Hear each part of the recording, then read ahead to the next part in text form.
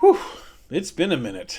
It has been a little while since I made a new video for my YouTube fans. However, it's been worth it, and I think you're going to be very interested in what I have to say in today's video. Now, unlike what I said in the thumbnail, purchasing a new home in China was not impossible. It was actually the easiest major purchase I've ever made in my entire life. And today, let's talk about it.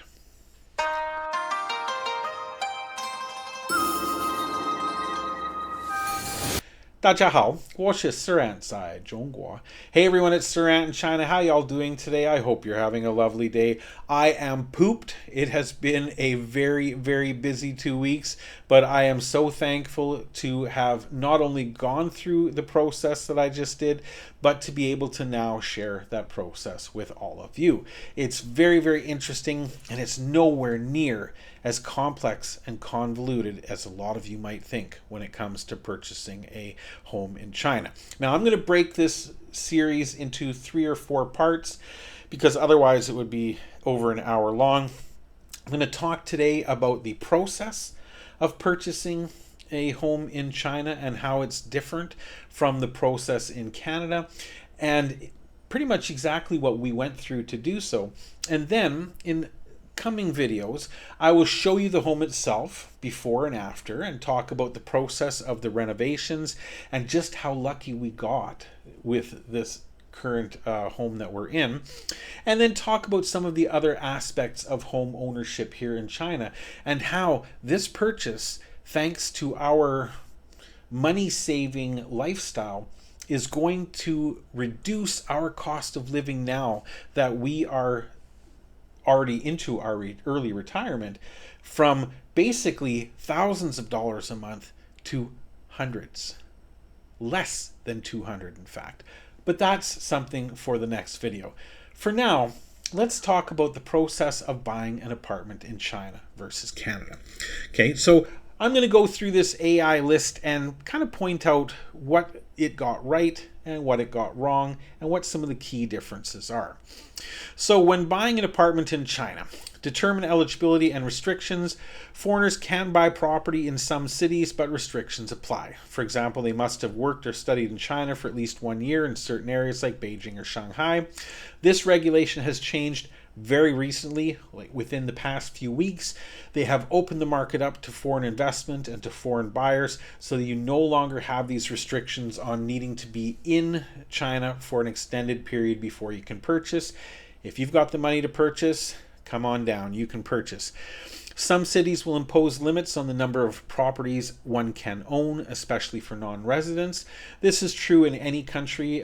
Canada is the same way. What they do here now in China is for the first 2 properties that you purchase, they will give you a very greatly reduced sales tax on the property, and then for subsequent properties that you purchase, the tax will go up. So it's for us, we can buy, for example, 2 new homes at 1% tax, which is fantastic. That's just amazing. Now, confirm local regulations, as rules vary city by city and area by area. Not only is it different buying a home in Shanghai as it is in Yulin, but if you are looking to purchase a home in a rural area, you might just be out of luck, because they do have some pretty strict regulations on only selling property in rural areas, Nongmingfang, to local people from those areas and not big investors. So what people, if they really do want to live, as I do, in one of those locations, as opposed to buying a farm or a piece of land in the countryside with a little home on it, you would do a long-term rental, 10, 20, 30, 40 years, and just rent it for that time period on a lease, as opposed to purchasing it outright, which is really not that bad, because those types of areas, the rent would be so incredibly cheap that it would likely work out to the same as purchasing it anyway. At my age, 30, 40 years is enough, so we're not worried about that. So do some research and budgeting. That's the next step. Research the property market in the desired city. For example, tier 1 cities like Shenzhen and Shanghai will be vastly more expensive than, for example, the city that I purchased a home in now, which is Huizhou, Heyuan, etc. Tier 4 cities will be vastly cheaper than tier 1, and everything in between. Set your budget, considering property price, taxes, and fees. That's a no-brainer. And foreign buyers may need to provide proof of funds and comply with foreign exchange regulations. Now, this is more if you are using the Chinese banking system or financial institution to take a mortgage. If you're paying cash, they ain't going to care. We paid cash. It was easy. Find a property. Now, you would engage a licensed real estate agent or use platforms like Lianjia or Anjuke. Now, we did use several agents, actually. There are many agents out there, and got them to do all the running around, and they showed us a lot of different apartments until we found one that suited our needs.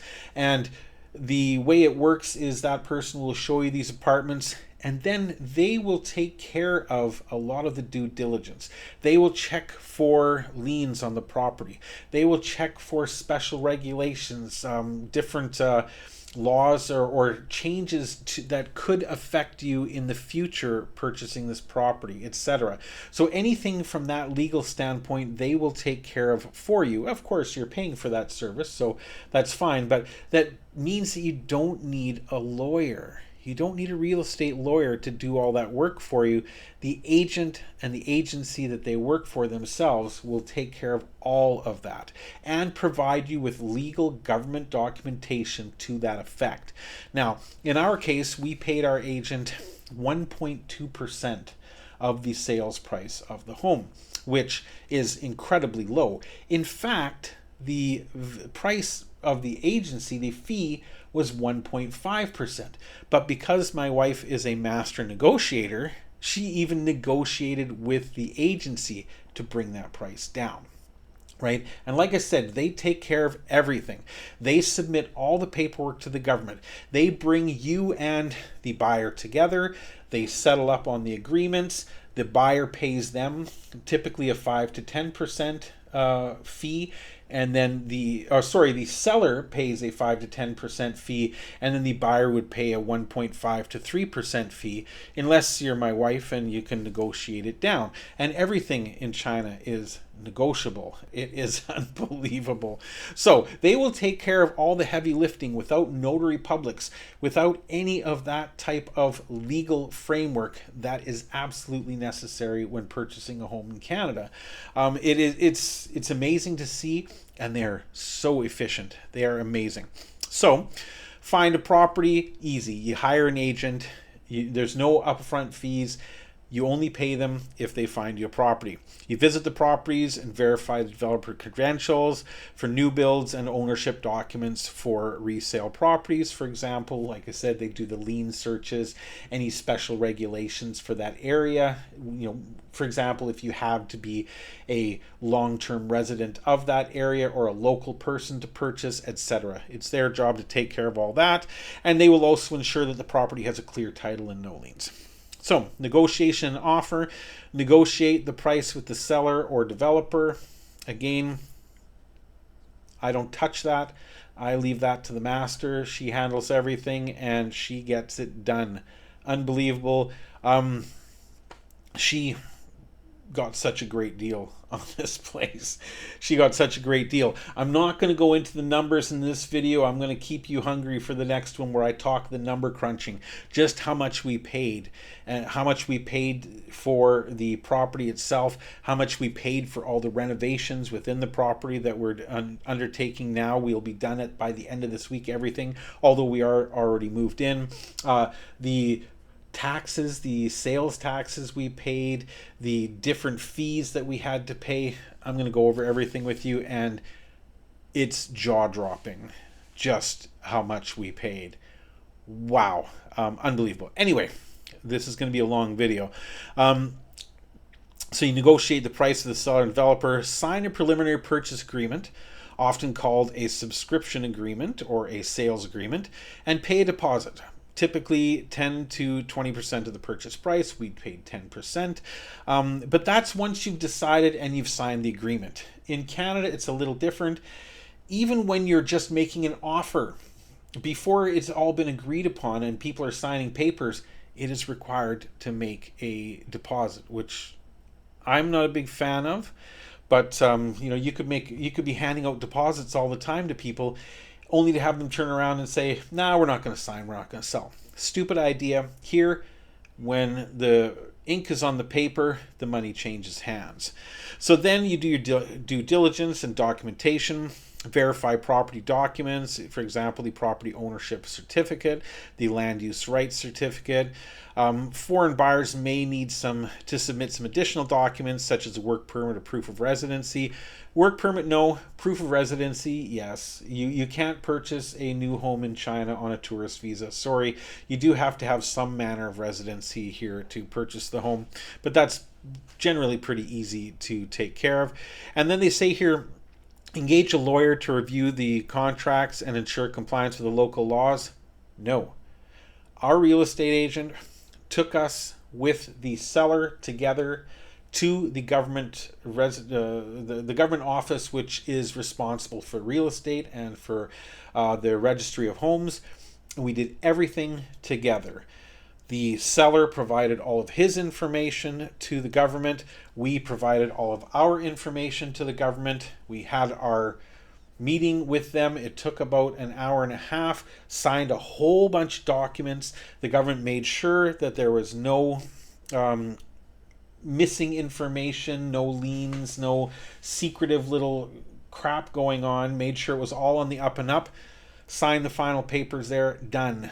No real estate lawyers, no notaries. We went to one office and had all of this done. We had all the documents verified, and then in three business days, we had our official ownership documents.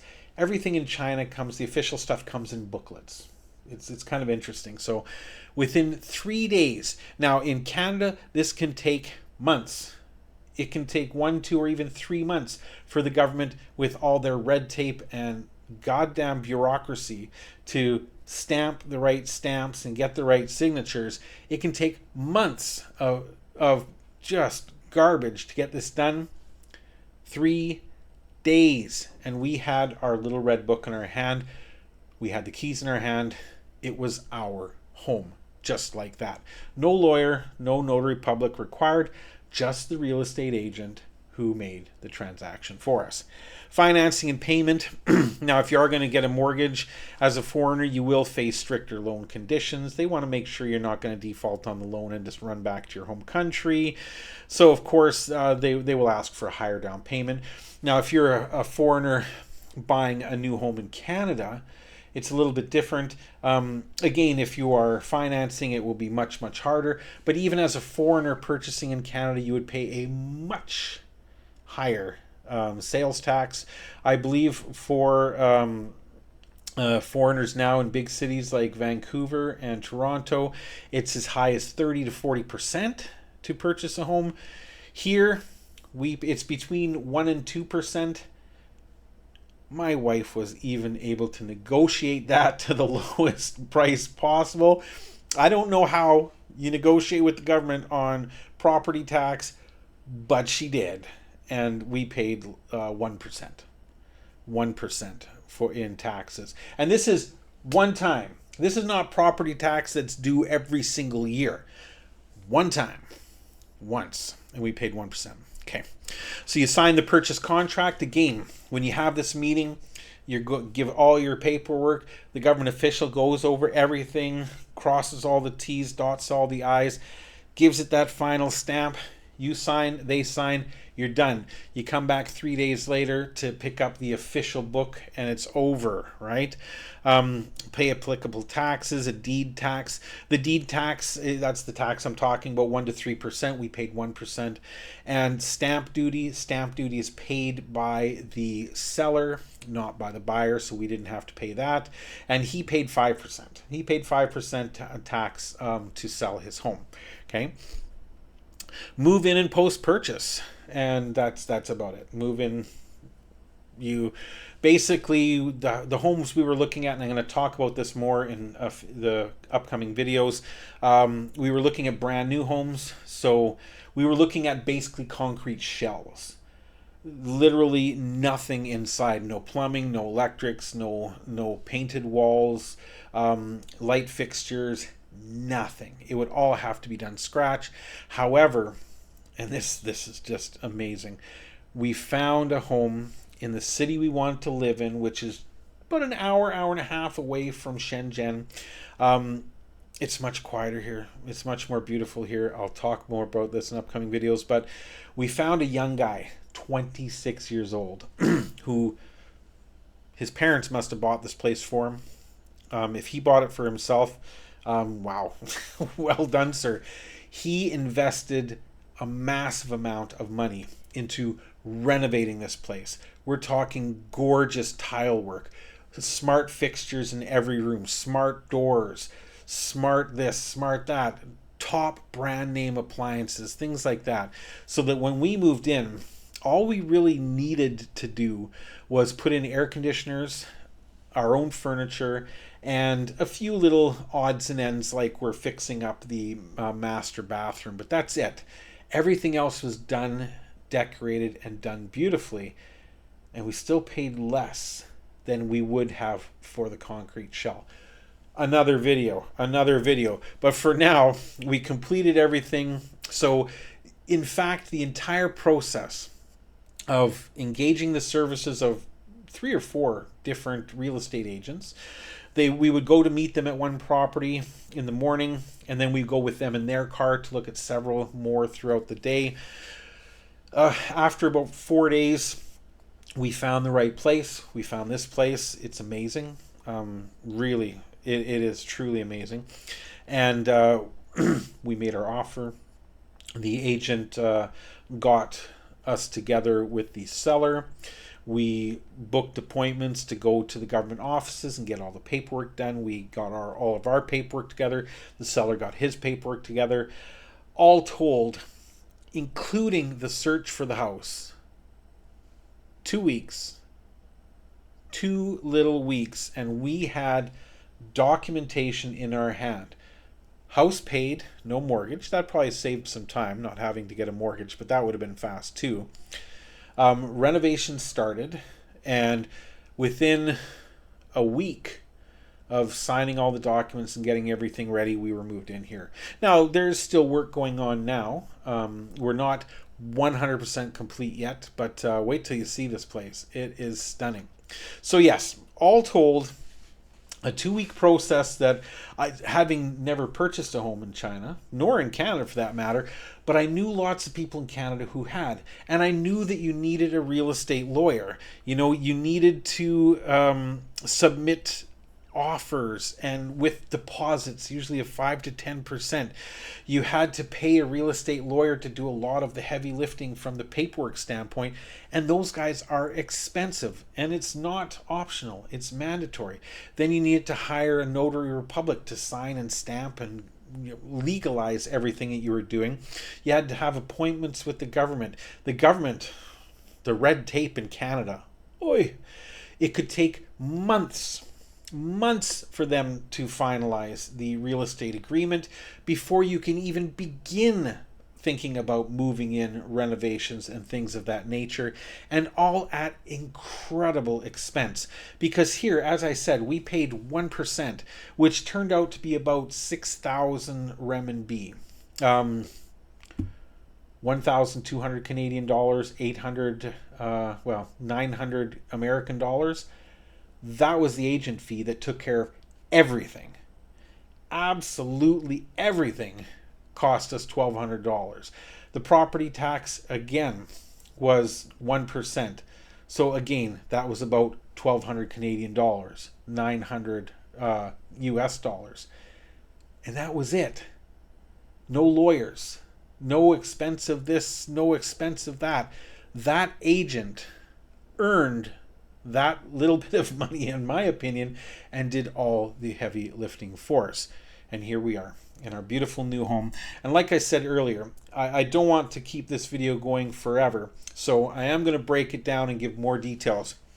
I'm going to talk in upcoming videos about the housing prices in China right now and why they are as good as they are.